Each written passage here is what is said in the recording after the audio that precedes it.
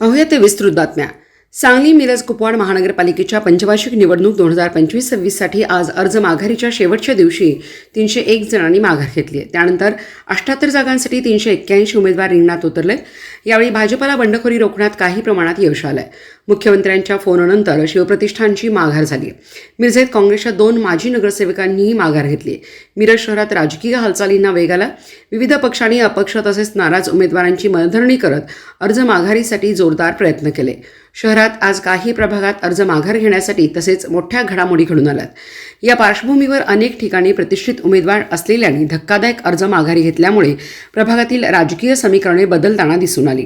मिरज शहरातील प्रभाग क्रमांक 7मध्ये काँग्रेसकडून एबी फॉर्म व पक्षचिन्हावर निवडणूक लढवणाऱ्या माजी नगरसेविका शुभांगी देवमाने यांनी काँग्रेस पक्षाचा उमेदवारी अर्ज मागे घेतला.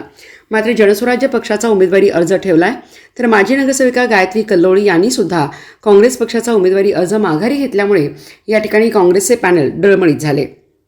याच प्रभागात माजी उपमहापौर आनंदा देवमाने यांनीही माघार घेतली आहे. तसेच राष्ट्रवादी काँग्रेसचे पप्पू कोळेकर व त्यांचे बंधू डॉक्टर विक्रम कोळेकर यांनीही आपले अर्ज मागे घेतले आहेत. दरम्यान या प्रभागातून बानू मुसा जमादार यांना बिनविरोध करण्याचा प्रयत्न झाला, मात्र त्याला अपयश आलंय.